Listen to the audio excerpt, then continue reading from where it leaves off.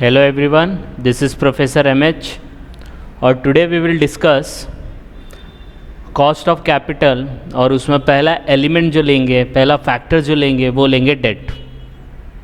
तो last video में हम लोग ने एक बेसिक इंट्रोडक्शन देखा था कि कॉस्ट ऑफ कैपिटल क्या होता है और हम लोग कॉस्ट ऑफ कैपिटल में क्या क्या पढ़ने वाले हैं। आज हम लोग एक एक करके स्टार्ट करते हैं। तो the first one is cost of capital of debt. Debt आप बोलो तो बोल सकते हो इसको लोन, डिवेंचर, आप जो बोलना चाहो, मतलब बोरोड फंड। जो आप लोन ले रहे हो पैसा, उसका क्या कॉस्ट ऑफ कैपिटल है। लोन लेके जो पैसा आप बिजनेस में लगा रहे हो उसका क्या कॉस्ट है, that we will see today. तो लेट्स स्टार्ट। तो कॉस्ट ऑफ डेट,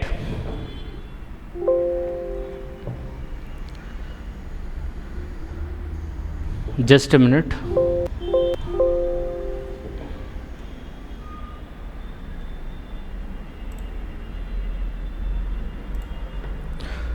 तो कॉस्ट ऑफ डेट जो प्रैक्टिकल क्वेश्चन होगा वो इन तीन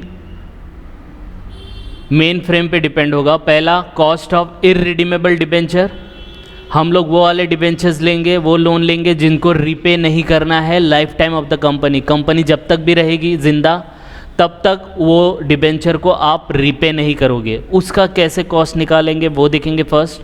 फिर सेकंड हम लोग देखेंगे कॉस्ट ऑफ रिडीमेबल डिबेंचर, वो डिबेंचर जिसको आप कंपनी के लाइफ टाइम में रीपे करने वाले हो, जिसका मैच्योरिटी आपको पता होगा। तो कहना इसे कि ये जो इररिडीमेबल शेयर्स हैं, इररिडीमेबल डिबेंचर है, इसका मैच्योरिटी जो कंपनी है वो नहीं बताता है, क्योंकि ये रिडीम होता ही नहीं है, रिपेबल होता ही नहीं है। जब रिपेबल ही नहीं होता तो उसका मैच्योरिटी पता होगा क्या?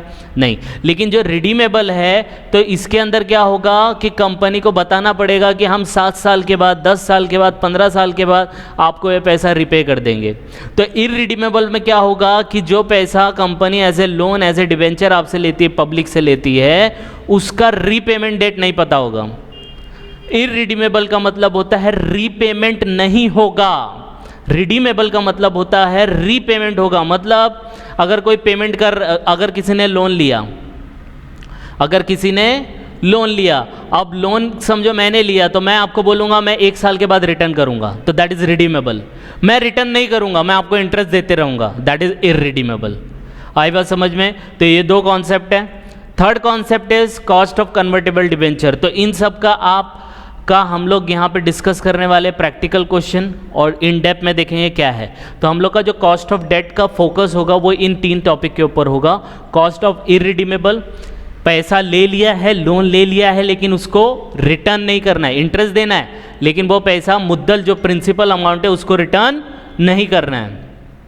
रिडीमेबल मतलब जो पैसा लिया आपको 5 साल 10 साल के बाद रिटर्न करना है, that's why it is called redeemable. Convertible, जो डिबेंचर आप कन्वर्ट कर सकते हो, उसका क्या कॉस्ट होगा, दैट वी विल सी। तो let's start with cost of debt, that is irredeemable.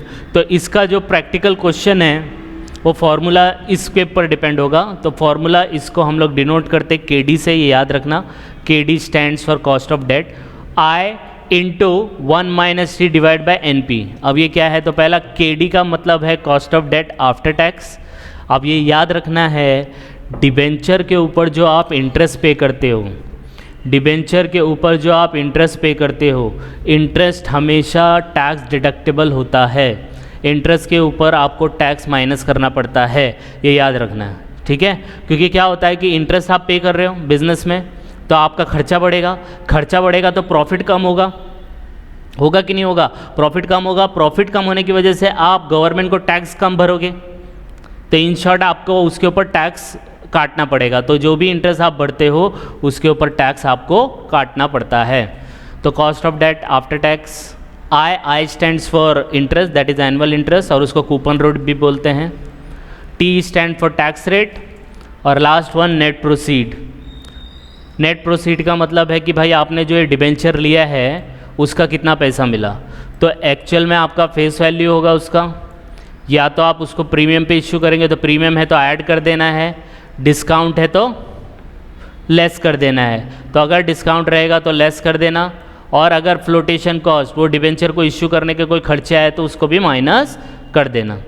ठीक है, तो नेट प्रोसीड का मतलब है कि एक्चुअल में आपके हाथ में कितना आया। तो अगर आपने समझो लोन लिया, वो बोला कि भाई 1000 रुपये का मुझे लोन चाहिए, आपने 1000 रुपये का लोन ले लिया, तो बोला प्रोसेसिंग फ़ीस कटेगा, ये कटेगा, वो कटेगा, वो सब काटने के बाद आपके हाथ में इन हैंड कितना आया, तो इन हैंड जो होता है that is called net proceed.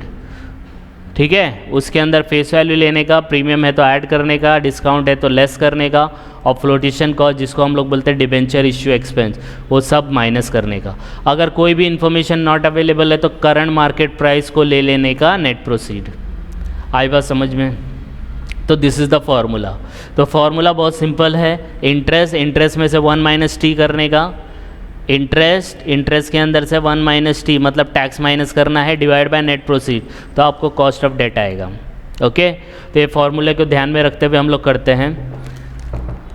Question है कि Sandeep limited issued 1015% debenture of 100 each. देखो 1000 डिबेंचर इशू किया है, 1000 कितने का भाव है, 100 का, तो 1 लाख रुपया हो गया। कितना, 5% डिस्काउंट है तो माइनस होगा। Other cost of issue of debenture is 5000, तो 5000 आपका इश्यू कॉस्ट है, that is flotation cost. Tax rate कितना दिया है, 50%, तो 50% हम लोग ले लेंगे। Calculate the cost of debt. अब यहाँ पे बच्चा बोला नहीं गया है रिडीमेबल है कि इरिडीमेबल है। आपको क्वेश्चन आएगा तो आप लोग कंफ्यूज हो जाओगे, अरे बाप रे रिडीमेबल बोला है, इरिडीमेबल, ये तो इन्फॉर्मेशन नहीं है। अगर रिडीमेबल होगा, अगर रिडीमेबल होगा तो दे विल मेंशन यू कि redeemable repayment after 5 years, after 10 years, after 15 years, after 8 years, कुछ भी मेंशन करेगा। इसमें मेंशन नहीं किया है, that means it is a irredeemable. आई बात समझ में? तो सबसे पहले हम लोग इसका फॉर्मूला लिखेंगे। फॉर्मूला है कुछ इस तरीके से। अब एक एक चीज़ को उठा के देखेंगे कि ये चीज़ अपने पास अवेलेबल है या नहीं है। ठीक है, तो सबसे पहले केडी का मतलब तो कॉस्ट ऑफ डेट है, वो तो निकालना है। फिर हम लोग का नेक्स्ट आता है इंटरेस्ट। तो एनुअल इंटरेस्ट कैसे निकलेगा, कितने डिबेंचर इश्यू किया, 1000, कितने के भाव है, 100 रुपया, तो 1000 इंटू 100, परसेंटेज कितना दिया है, 15%, तो 1000 इंटू 100 इंटू 15%, तो 15000, तो 15000 आपका कॉस्ट ऑफ इंटरेस्ट रहेगा पूरे साल का। समझ में आई बात? तो आय निकल गया कि नहीं निकल गया, आय निकल गया। अब टी निकालेंगे तो टी ऑलरेडी दिया है, देखो टैक्स रेट 50%, तो हम लोग टी लिख लेंगे, टैक्स रेट 50% और 0.5, ये कैलकुलेशन के लिए हम लोग ऐसे करते हैं 0.50। लास्ट टाइम भी मैंने आपको एक्सप्लेन किया था। आई बात समझ में? तो आई हो गया, टी हो गया। देखो यहाँ पे फॉर्मूले में अगर आप देखोगे तो आई भी मिल गया, टी भी मिल गया। अब एनपी निकालते हैं। एनपी कैसे निकलेगा, नेट प्रोसीड। तो हम लोग का फॉर्मूला था नेट प्रोसीड का face value plus premium minus discount minus flotation cost, जिसको डिबेंचर इश्यू एक्सपेंस बोलते हैं। तो फेस वैल्यू कितना है, 1000 इश्यू किया था 100 के भाव से, तो 1 लाख हो गया, तो फेस वैल्यू हो गया। प्रीमियम दिया नहीं है तो 0 माइनस डिस्काउंट कितना है, 5% है। देखो तो 5% डिस्काउंट उसके ओरिजिनल भाव पे ही लगेगा ना, फेस वैल्यू पे ही लगता है। तो 1000 शेयर्स इंटू 100 इंटू 5% और माइनस फ्लोटेशन कॉस्ट जो कि 5000 ऑलरेडी दिया है, तो माइनस 5000। आई बात समझ में? तो ये है। अब इसको शॉर्ट करेंगे तो 1 लाख प्लस 0 माइनस 5000 माइनस 5, तो इसका मतलब 1 लाख में से 10,000 गया 90,000। तो नेट प्रोसीड आपका कितना हो जाएगा, नेट प्रोसीड आपका कितना हो जाएगा 90,000। क्लियर है? तो हर चीज़ अपने पास हो गई, इंटरेस्ट भी मिल गया, टैक्स भी मिल गया, नेट प्रोसीड भी मिल गया। अब इसको फॉर्मूले में रख देंगे।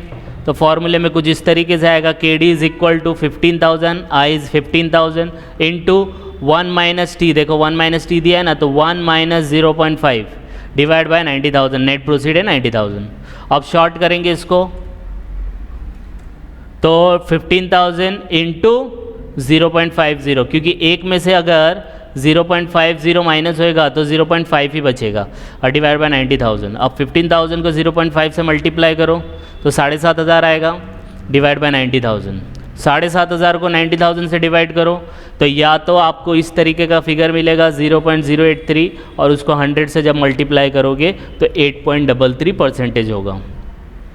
तो ये होगा आपका कॉस्ट ऑफ कैपिटल। तो ये कॉस्ट ऑफ कैपिटल में डिबेंचर का कॉस्ट ऑफ कैपिटल आया 8.33, मतलब आपको हर साल 8.33% खर्चा होने वाला है। समझ में आई बात? समझा कि नहीं समझा? ओके, तो ये आपको जो बड़े ध्यान से देखना है।